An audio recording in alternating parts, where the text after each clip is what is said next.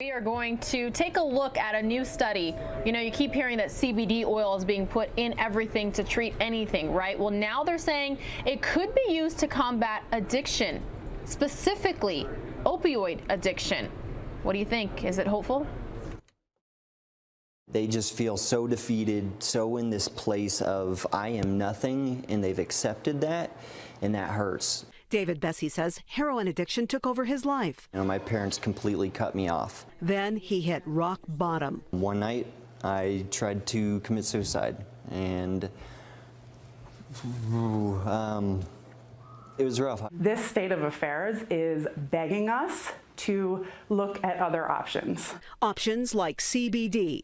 Dr. Sarah Cohen of the Resource Medical Center tells the Fox 31 problem solvers, whether it's a street drug or one found in a medicine cabinet, the effect is the same. And we see that CBD helps to regulate the addicted brain, and we're seeing in animal models that it reduces drug-seeking behavior. CBD could provide a second chance for millions of people, but only if used under a doctor's supervision. There's a lot of discomfort involved in getting off of opiates, generally, especially if you do it on your own. So I think that there are a lot of strategies that clinicians can have to help ease the transition. Doctors say treating an addiction as soon as possible is crucial. 94% of opioid users who developed a heroin addiction say they tried street drugs when they could no longer get prescriptions for painkillers. Oh, you can do this. You can get out of this problem. Now celebrating 4 years of sobriety and helping others at Denver's 180 Ministries, David says it's a lifelong fight he's up for because life is worth living. The latest health trend that everybody is talking about, CBD oil. Now, it comes from the cannabis plant, and many believe it can help with everything from anxiety and chronic pain to diabetes, even cancer. We're in the midst of a CBD oil boom, with products popping up everywhere. Today, Dr. Sanjay Gupta is here to investigate what exactly is CBD oil, and does it live up to the hype? But first, I asked correspondent Marcia Evacampo to find out how big CBD has truly become. CBD. If you haven't heard of it yet, you probably will soon. The natural herb is taking the health world by storm, with sales of the new supplement expected to grow 700% in the next 2 years. Wow, you just see great review after great review. I mean, people seem to love this stuff. 4,000 reviews. 4.5 stars. Short for cannabidiol, CBD is a component of the cannabis plant. Yep, cannabis. But unlike marijuana, CBD does not contain any THC, the psychoactive part of the plant, so it doesn't get you high. Over the last few years, CBD has started popping up in everything from gummies to face cream to toothpaste. There are even CBD treats for your pet. So what does it do? Research has been limited, but proponents say CBD has all the benefits of medical marijuana without the intoxicating effects, helping with insomnia, pain management, and anxiety. There's a revolution, a whole movement happening now with plant-based wellness, which is our primary interest. Celebrating the power of all plants, which have not been properly represented. And the question everyone asks is it legal? Dr. Sanjay Gupta, CNN's medical correspondent, the chief one, and has reported on the latest research behind CBD. So if you know what, break this down for everybody. I'd like to take your thoughts on what it really is so people can get this into their heads. Well, you think about the cannabis plant, marijuana, it's called cannabis. It really has lots of different ingredients, but two primary ones. One is THC. That's the stuff that's the recreational drug. It's what gets people high, gives them that euphoria.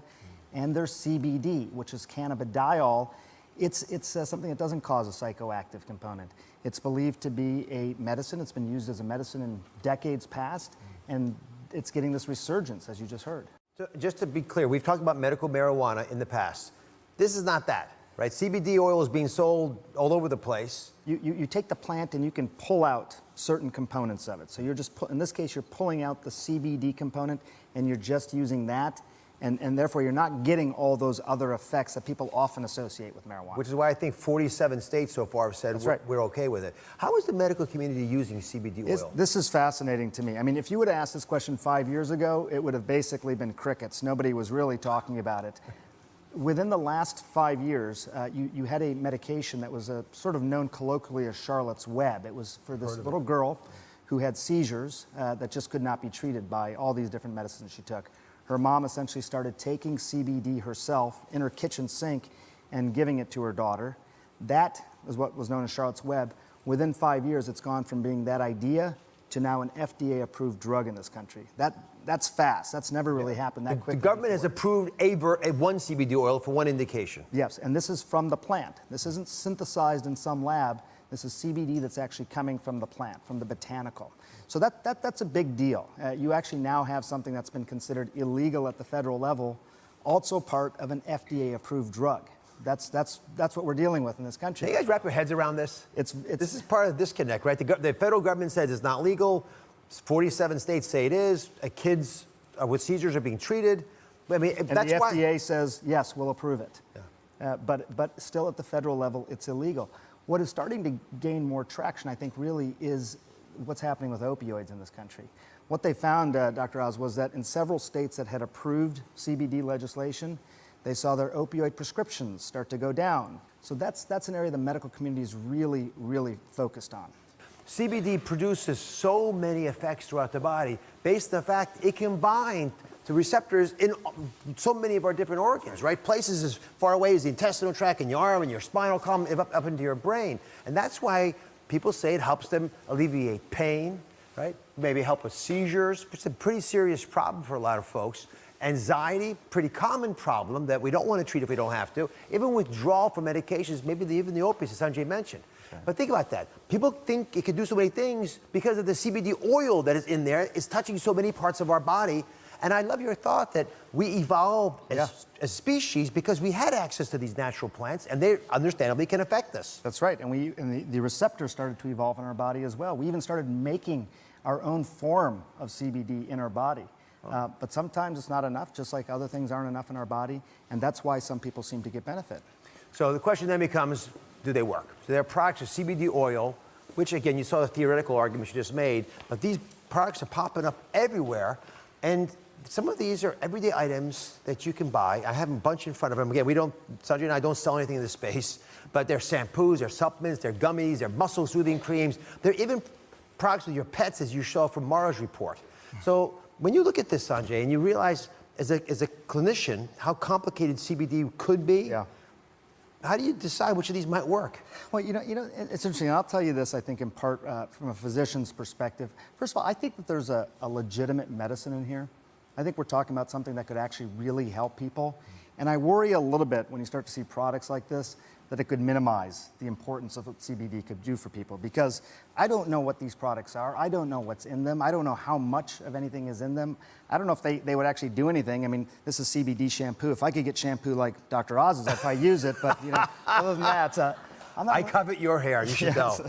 I'm not sure, though. I would have a hard time if somebody came to me and said, hey, should I take this CBD product?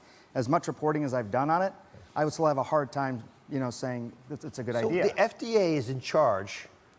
In fact, it's charged by our nation to tell us the answer to that question. What's safe, what's not? Where are they with all these things? So this is an illegal substance at the national level. This is illegal. Illegal. At the same time, as we talked about earlier, the FDA has said, you know what? We think there's enough of a benefit here that we're willing to approve a drug specifically for epilepsy that's based on CBD. And part of the reason I wanted to cover this topic is you can buy these products anywhere. Really, you can go down to your local store in 47 out of 50 states, buy it online pretty much anywhere you want, and the government's not going to come in and kick your door down. So whatever they say in the, at the highest levels, we're still not actually doing anything to stop people from using these, which is a concern to me because it's the wild, wild west. It's completely unregulated.